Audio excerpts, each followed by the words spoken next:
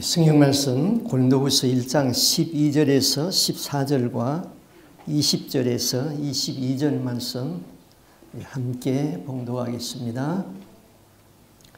우리가 세상에서 특별히 너희에 대하여 하나님의 거룩함과 진실함으로 행하되 육체의 지혜로 하지 아니하고 하나님의 은혜로 행함은 우리 양심이 정언하니 이것이 우리의 자랑이라.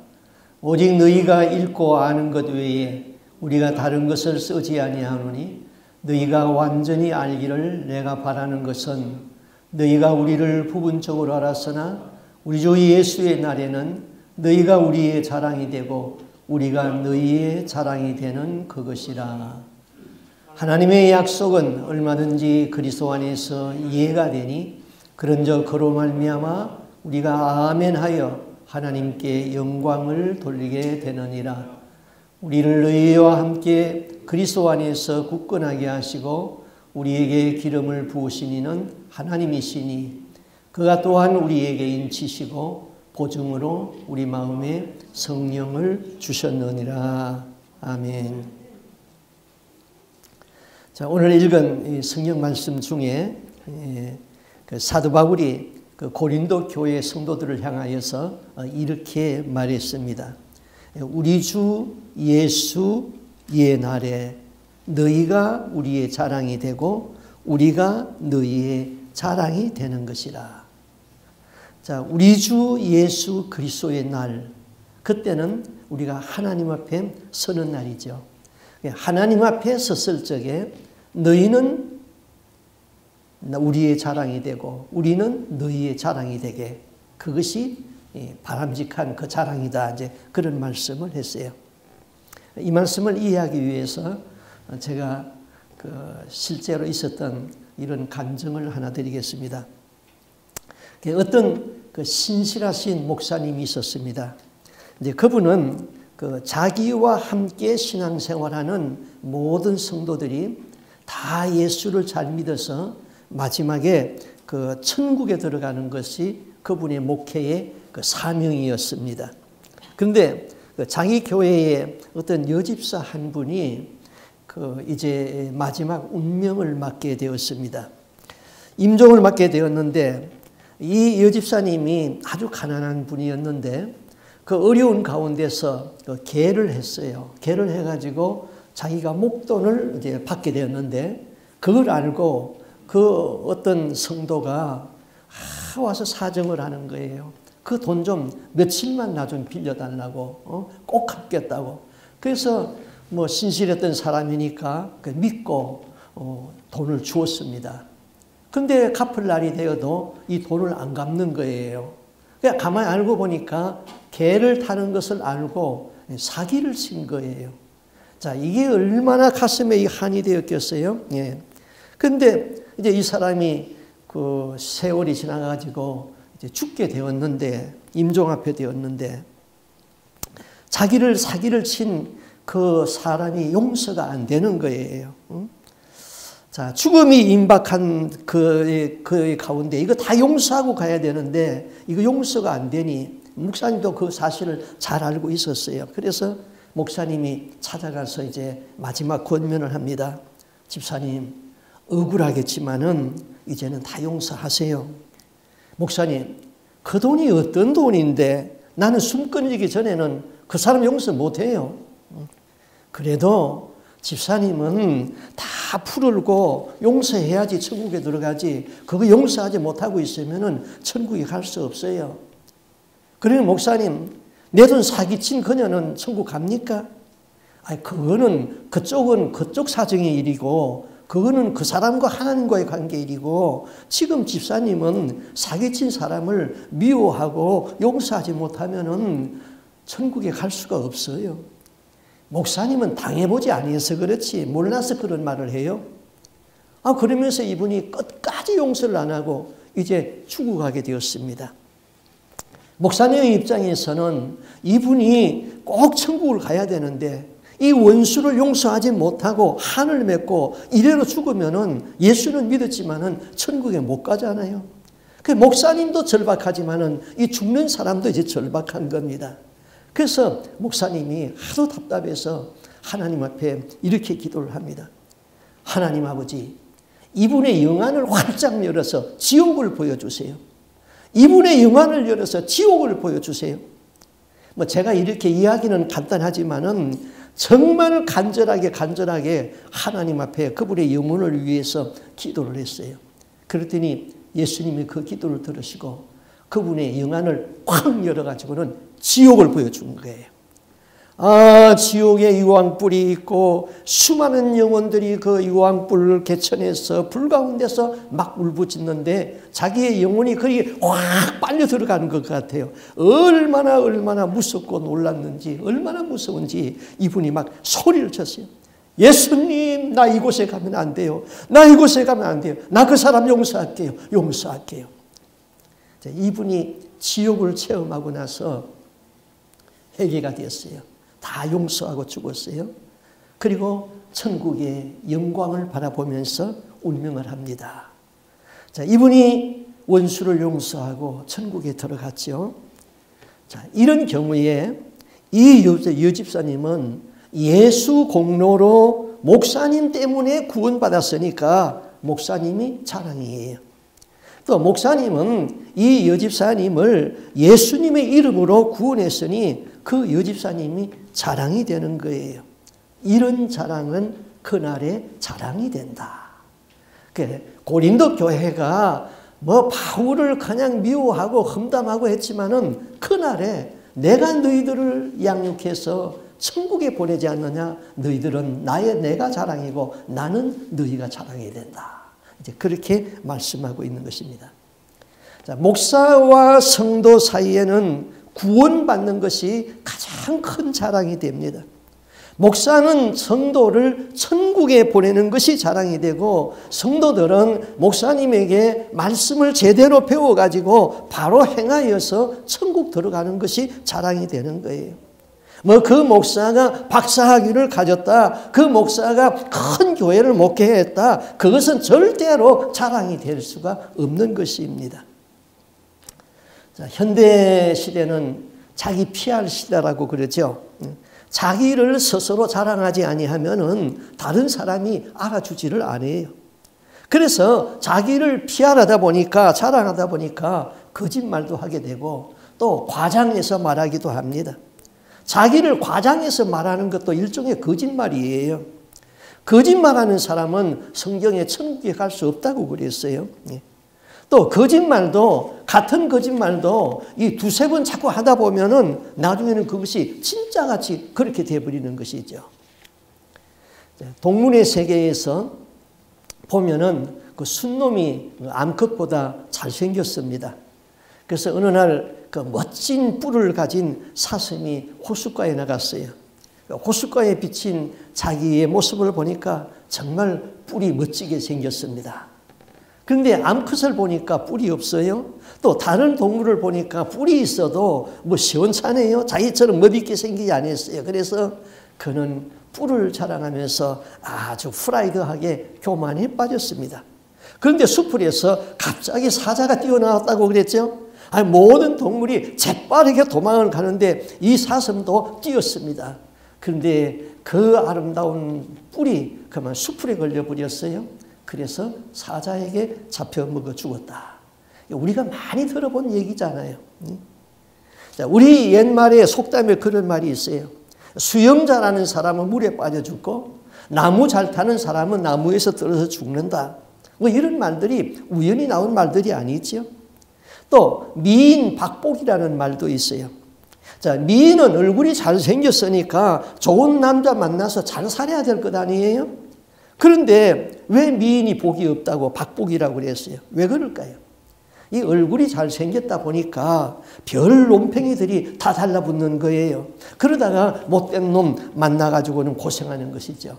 아니면은 날마다 거울 보면서 자기 얼굴만 다듬고 있다가는 정작 하위할 일을 하지 못하기 때문에 타박받는다는 것 아닙니까? 어느 어머니가 있었습니다. 이 어머니는 참 자랑스러운 것 하나 있었어요. 남편과 부모님에게 하루 세 끼 꼬박꼬박 따뜻한 밥을 지어서 드리는 것이 아주 소문이 났어요. 그래서 이웃 사람들도 그분을 칭찬을 하고 아주 칭송이 자자했습니다. 근데 이분이 이제 자식을 낳고 또 자식에게도 늘 따뜻한 밥을 해서 먹였습니다. 근데 아들이 이제 장가를 가가지고 결혼을 해서 분가를 해서 따로 살게 되었어요. 그런데 어느 날 어머니가 이 아들네 집에 갔어요. 부엌을 보니까 밥을 해먹는 흔적이 전혀 없어요.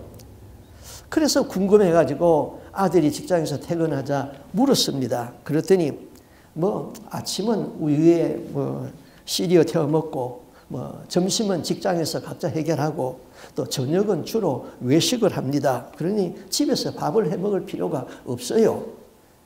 어머니는 며느리가 밥을 해 먹지 아니하는 것을 그때서 알았어요. 이거는 이해할 수도 없고 며느리에 대하여서 아주 분이 일어나기 시작했습니다. 여자가 집에서 살림을 잘하고 따뜻한 밥을 챙겨줘야지 밥도 안 하는 이런 며느리가 있냐. 그래가지고는 벼르고 있다가는 한 번은 며느리를 불러가지고는 정색으로 말을 했습니다. 그랬더니 이 며느리가 이렇게 말하는 거예요. 어머니 저 좀 보세요. 그러더니 자기 방으로 데리고 들어가가지고는 어머니를 앉혀놓고는 따지는 겁니다. 어머니 피아노 칠 수 있어요? 어머니 타이핑할 수 있어요? 어머니 컴퓨터 할 수 있어요? 어머니 다 못하잖아요. 어머니는 밥만 하나 잘하고 다른 거 아무것도 못하잖아요. 그 말에 그만 이 어머니는 손발 다 들어버렸어요. 그 뒤부터는 아이고 너희들이 굶든지 사서 먹든지 너희들 마음대로 해라. 내가 잔소리 한다고 그거 될 일이 아니다. 그렇게 하고 끝났어요. 자, 나는 잘하는 것이 있고 못하는 것이 있어요. 다른 사람도 마찬가지다 이 말이죠. 그래서 성경은 다른 사람을 나보다 낮게 여기라. 빌립보서 2장 3절에 그랬잖아요. 아무 일이든지 다툼이나 허영으로 하지 말고 오직 겸손한 마음으로 각각 자기보다 다른 사람을 낮게 여기라.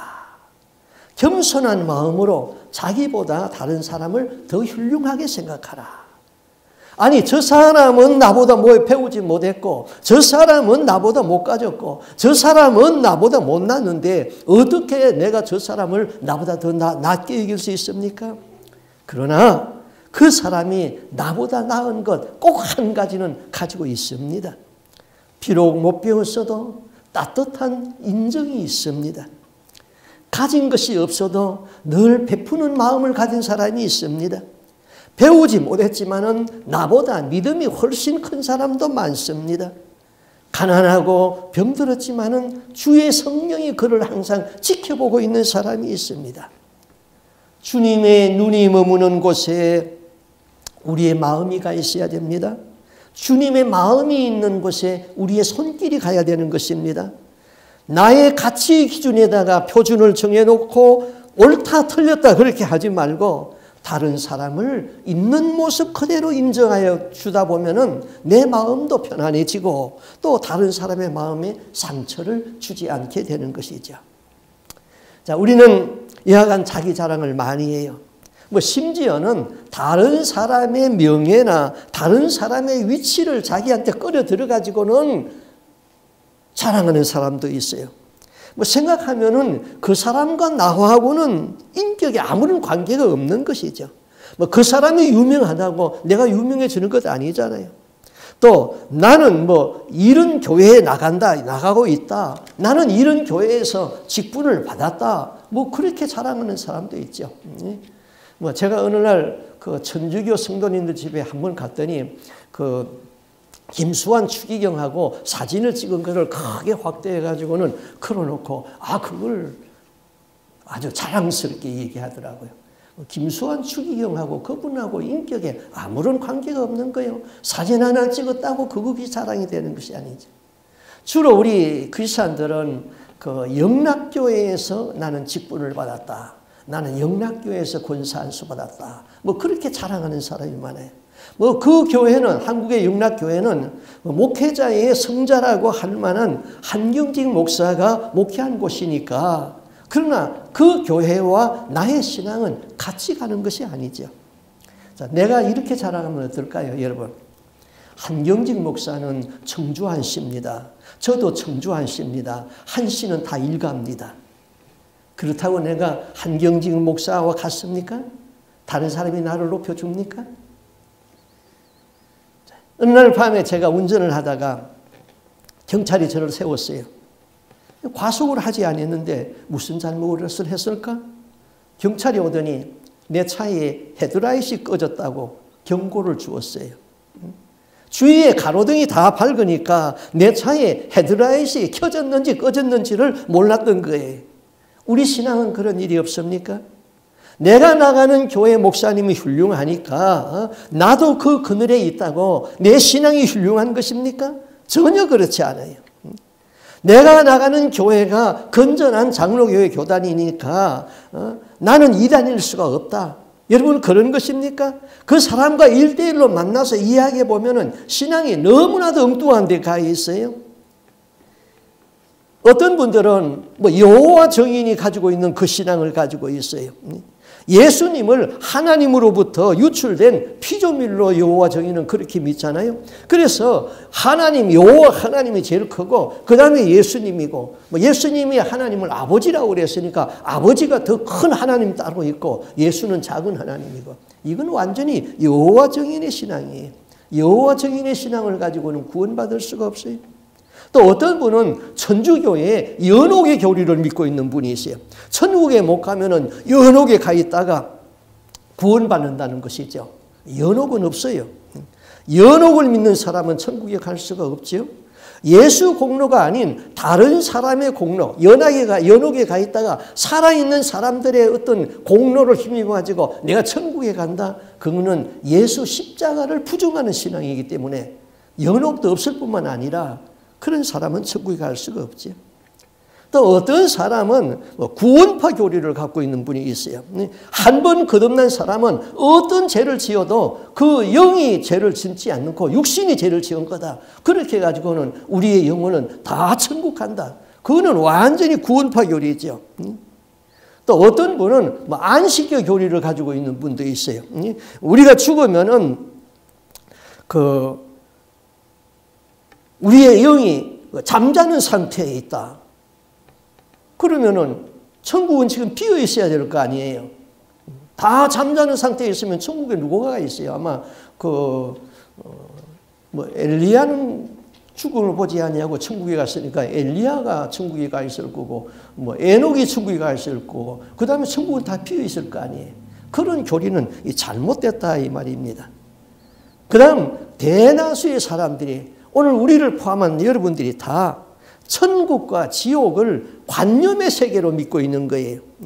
천국과 지옥이 관념의 세계가 아니고 실제의 세계라고 믿는다면은 우리 신앙이 그렇게 뜨뜻미지근할 수가 없는 것이죠.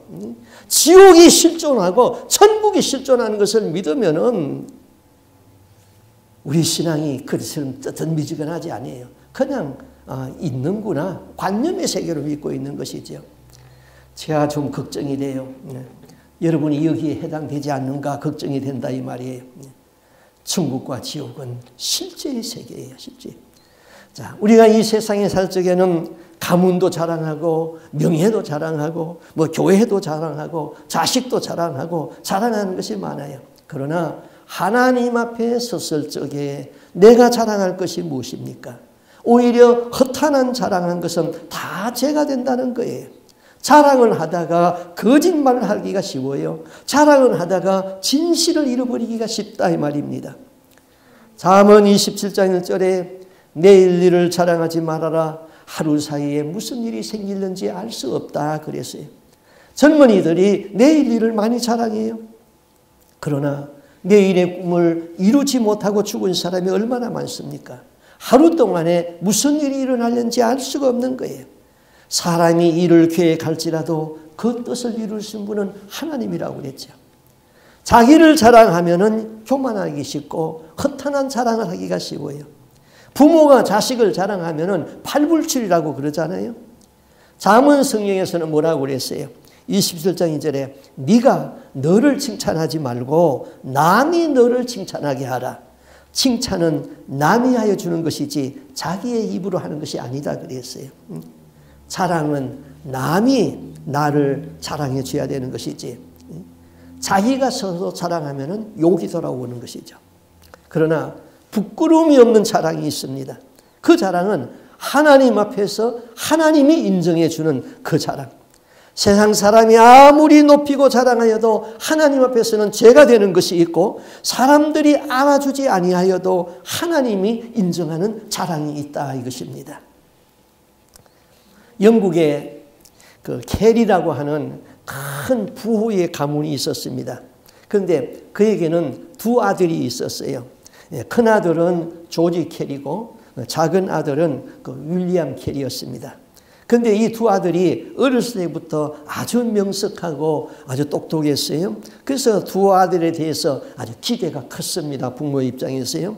그런데 이 두 아들이 아주 그 가문의 큰 기둥이 될 줄 알고 아버지는 기대하고 있었습니다. 아버지가 기대한 대로 이 큰 아들 조지 캐리는 국회의원이 됐습니다. 그리고 사업수단도 있어서 돈도 많이 벌었습니다. 많은 사람에게 존경을 받게 되었습니다. 아버지의 마음이 흐뭇해졌습니다. 그런데 둘째 아들 윌리엄 캐리도 영국의 옥스퍼드 대학 최고의 대학을 졸업했습니다. 그런데 이 아들이 자기는 인도에 선교사로 가겠다는 겁니다. 가족이 아무리 말려도 뜻이 변하지 않습니다.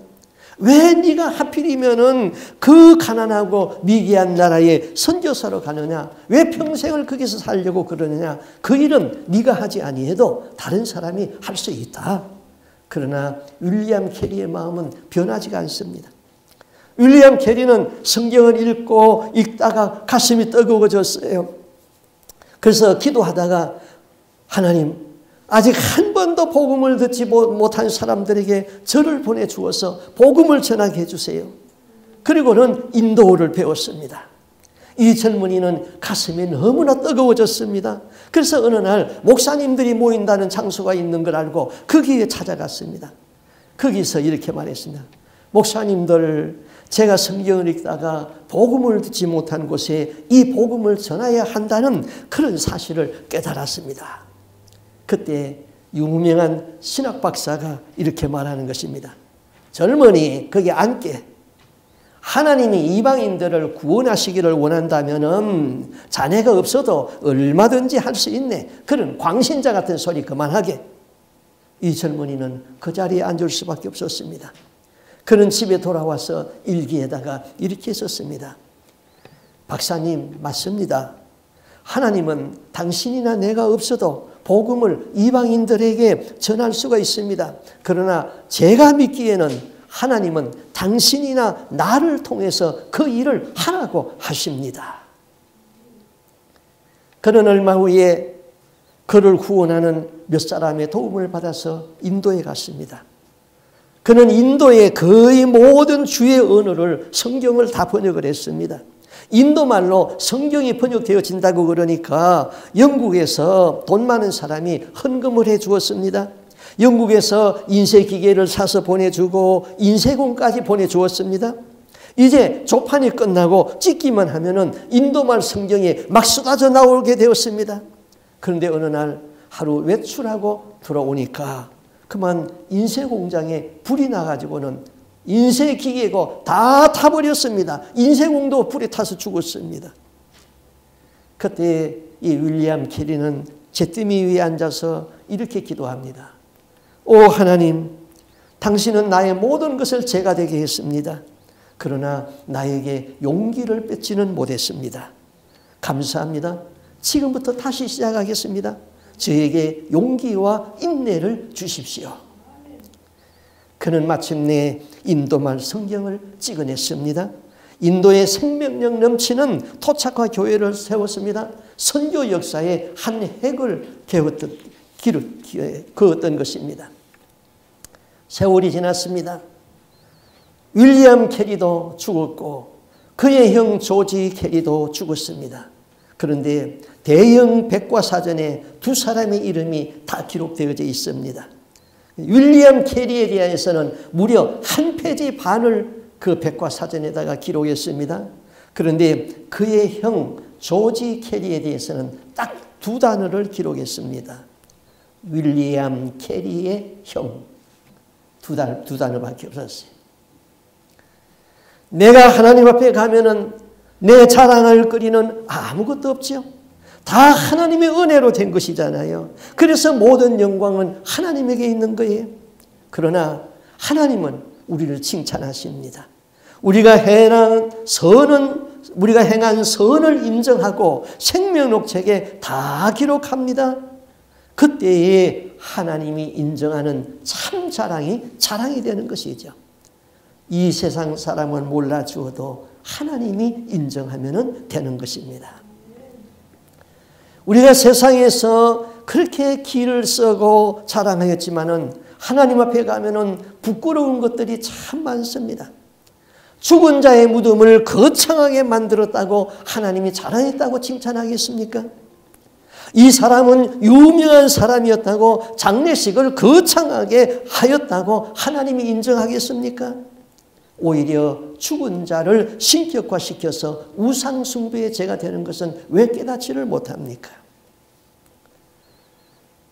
일제 강압 시기에 믿음을 지키다가 순교한 주기철 목사님의 죽음은 장례식을 할 수가 없었지요.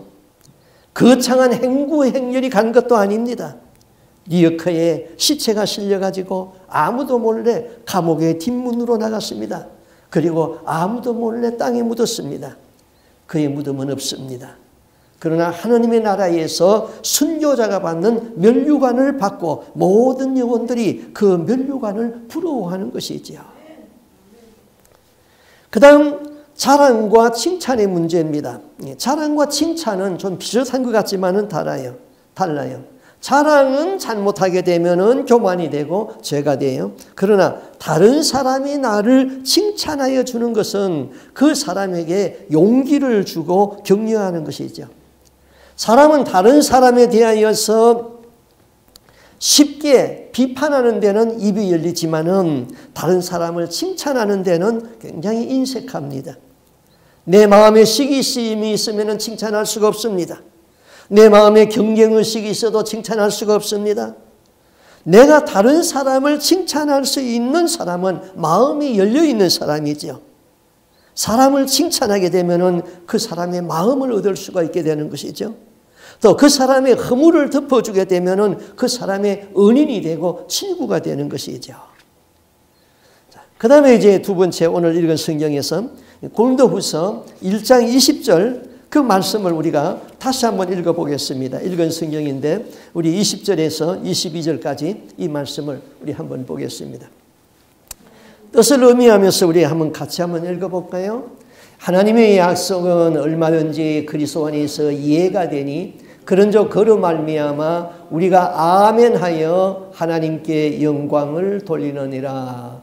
우리를 너희와 함께 그리스도 안에서 굳건하게 하시고 우리에게 기름을 부으신 이는 하나님이시니 그가 또한 우리에게 인치시고 보증으로 우리 마음에 성령을 주셨느니라. 자, 성경은 이 하나님의 약속의 책이잖아요. 근데 그 약속을 믿고 내가 아멘 하고 받아들이면은 믿는 대로 이루어지고 하나님께 영광이 된다. 그런 뜻이에요. 그럼 아멘은 그 진실로 그런 뜻이잖아요. 그렇습니다 하고 동의하는 것이에요. 예. 하나님의 말씀은 언제든지 예, 아멘으로 할 수 있다는 거예요. 그러나 사람의 말은 아니요 할 적에는 아니요를 분명히 해야 되는 것이죠.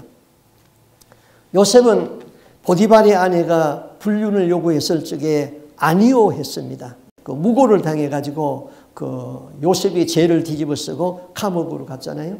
그러나 때가 되니까 하나님이 그를 감옥에서 이끌어내서 애굽의 제상이 되게 했어요. 이 대화의 기술이라는 그 책에서 이렇게 말하는 것을 제가 기억합니다.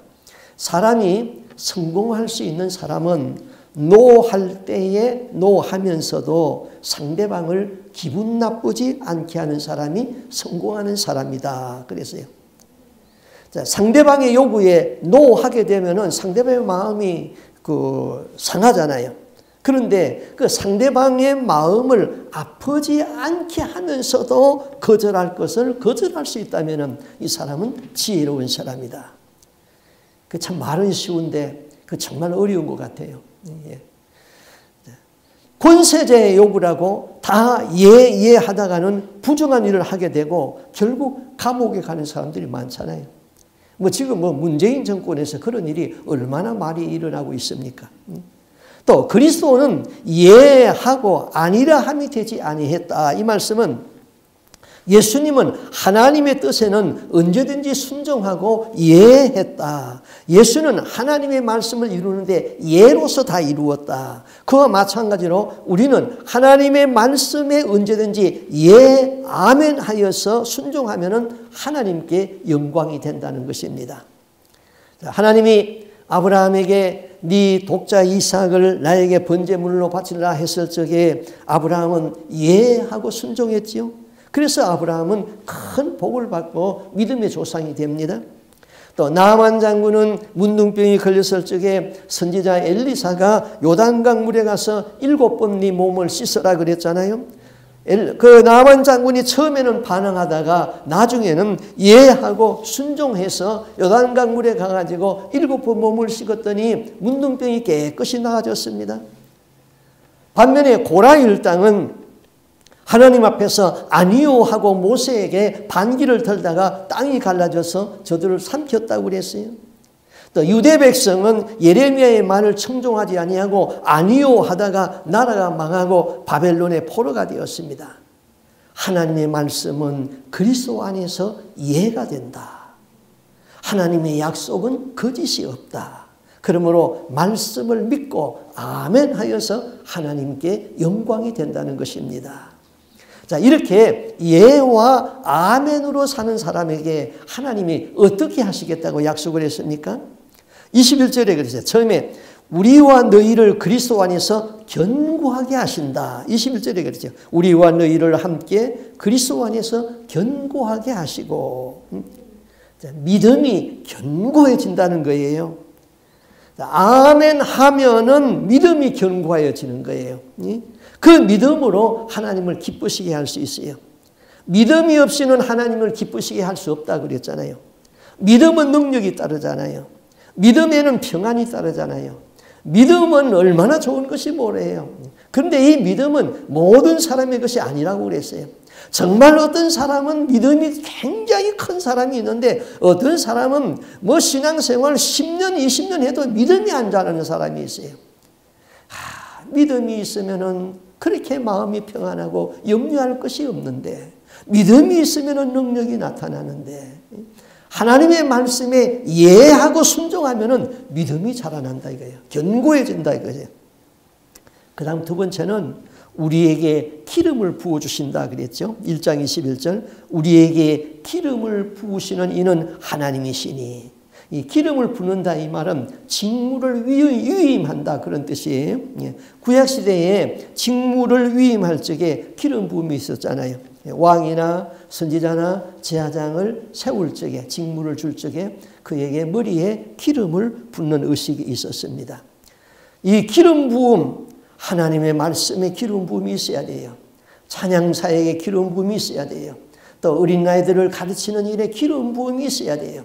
그 기름 부음이 있을 적에 그 직무를 넉넉히 감당할 수가 있게 된다. 그래서 하나님의 말씀에 예하고 순종하게 되면은 하나님의 성령이 기름을 부어주신다.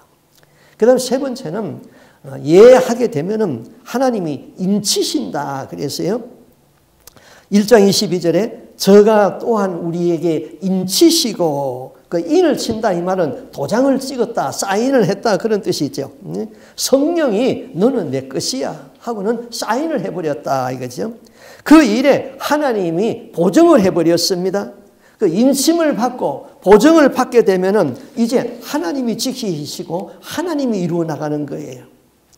자, 에스겔서 8장에 보면은 유대 나라가 그 우상 섬기는 죄 때문에 이제 하나님이 바벨론 나라에 칼을 들려주 가지고는 그 유대 나라를 징벌할 것을 그 에스겔 선지자에게 다 보여주었어요. 그 에스겔이 그 포로가 되어가지고는 지금 바벨론에 잡혀가 있습니다. 그런데 포로지에서 하나님의 영이 그 에스겔에게 임했습니다.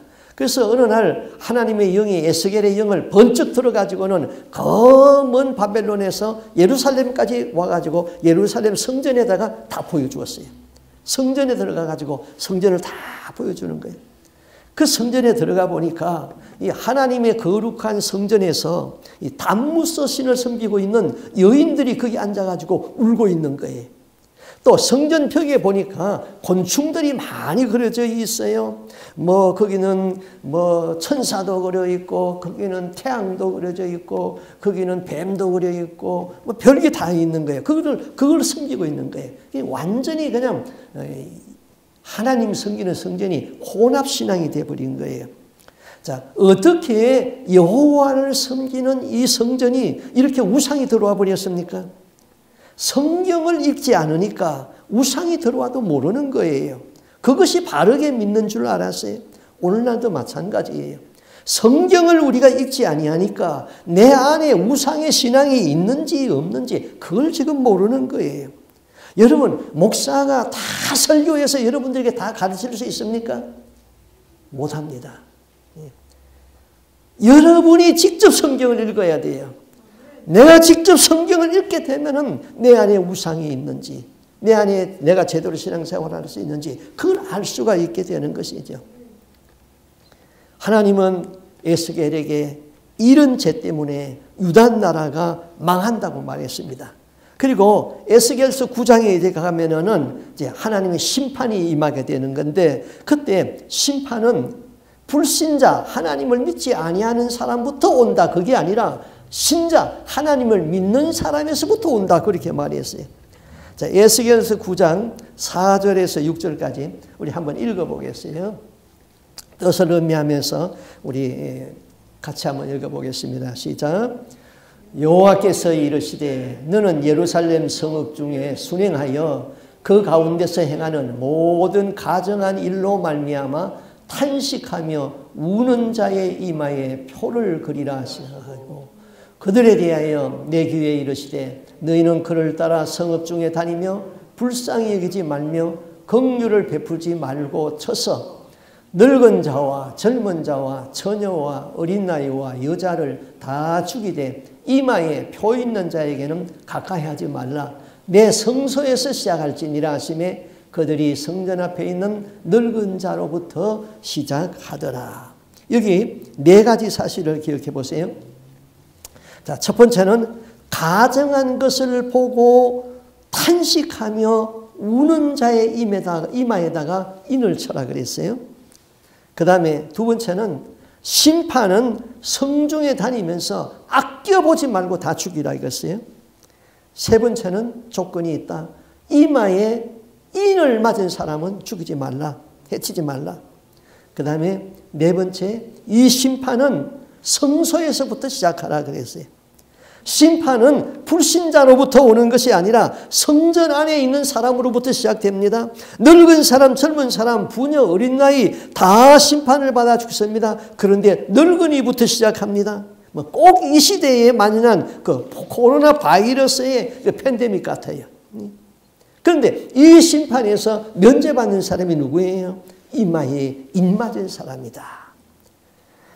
성령으로 인을 쳐서 보증된 사람은 해하지 말라. 그런데 누구에게 인을 친다고 그랬죠?